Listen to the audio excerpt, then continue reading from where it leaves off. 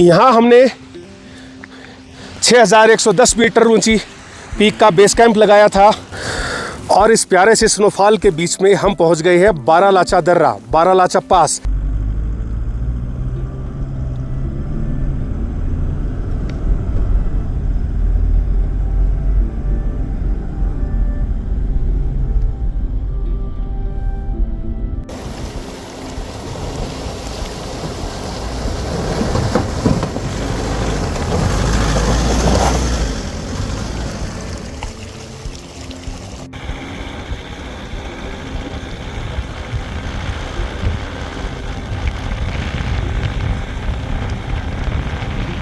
बारालाचा पास पे चढ़ने से पहले, बारालाचा पास 11 किलोमीटर है यहाँ से, और ये कुछ पीले से रंग के मुझे टेंट आउटर्स दिख रहे हैं और मुझे कुछ जानी पहचानी जगह लग रही है। ये शायद कहीं ये भरतपुर है,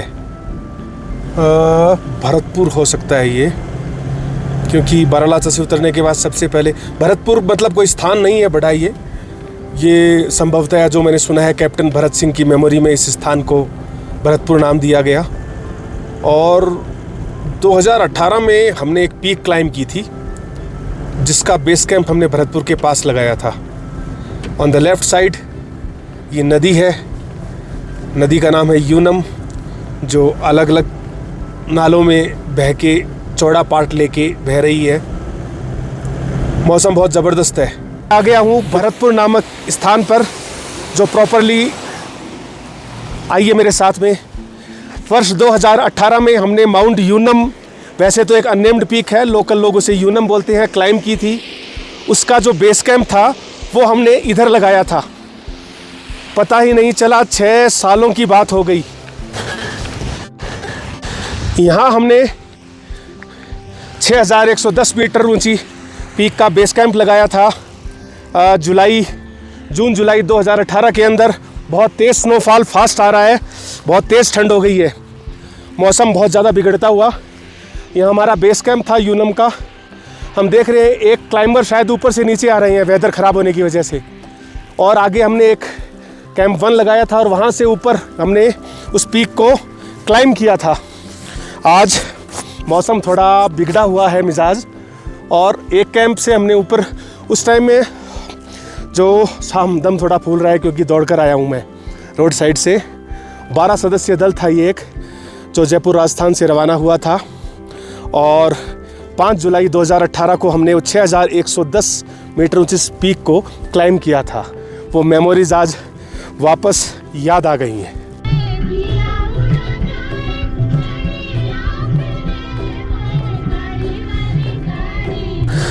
और इस प्यारे से स्नोफॉल के बीच में हम पहुंच गए हैं बारालाचा दर्रा, बारालाचा पास, जिसकी ऊंचाई है 4850 मीटर।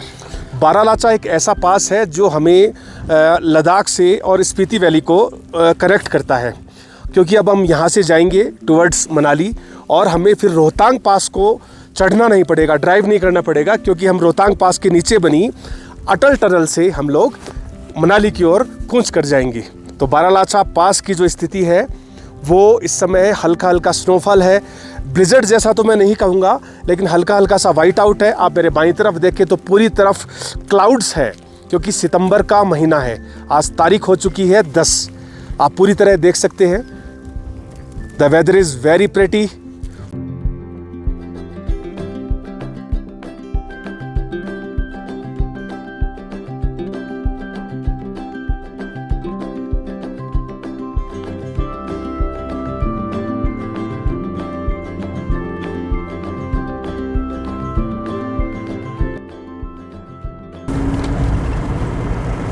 ऊपर से नीचे उतरकर जिस्पा और टांडी ये क्रॉस करने के बाद हम नीचे की ओर आ गए हैं। और 10 दिनों के हाई एल्टीट्यूड में, उच्च हिमालय में प्रवास के बाद अब हमें हरियाली देखने को मिली है 10 दिनों बाद में।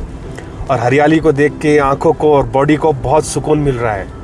ऑक्सीजन लेवल बहुत अच्छा हो गया है, और डाउन जाएंगे तो और भी अच्छा हो जाएगा। अब हम धीरे धीरे आगे बढ़ते हुए और अटल टनल क्रॉस करेंगे। और अटल टनल हम जैसे ही क्रॉस करेंगे तो जो रोहतांग पास है, जिसको ऊपर चढ़ के हमें 51 किलोमीटर जाना पड़ता था, वो रास्ता हमारा बच जाएगा। अटल टनल क्रॉस करके और हम सीधा मनाली में पहुंच जाएंगे। आप देख सकते हैं सामने बहती सुंदर सी नदी और चटक थोड़ी थोड़ी हरियाली और पहाड़ों की सुंदर ढलानें बहुत ही मनमोहक लग रही हैं।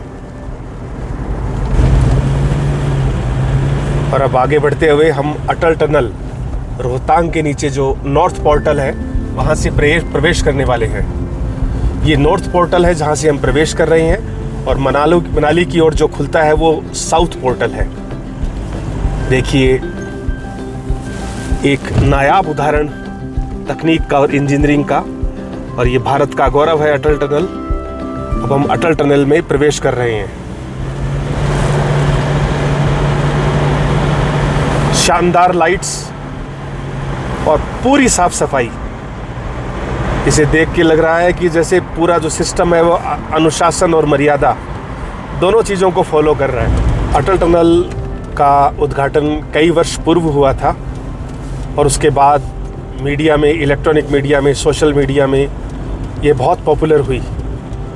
जब हम मनाली से और लेह वाले रास्ते पे जाते हैं तो सर्वप्रथम मनाली से सोलांग और सोलांग से रोहतांग की ओर निकलते हुए 51 किलोमीटर का जो रास्ता था रोहतांग पास पे, रोहतांग पास की जो ऊंचाई है वो 12,000 प्लस है, 12,000 फीट प्लस है।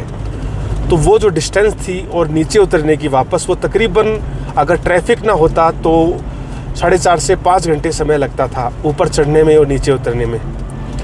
और फिर रोहतांग के नीचे का जो क्षेत्र है उस पर्वत के सीने को चीरते हुए भारतीय इंजीनियरिंग ने कमाल किया और एक शानदार टनल, सुरंग हम इसे कह सकते हैं, का निर्माण किया।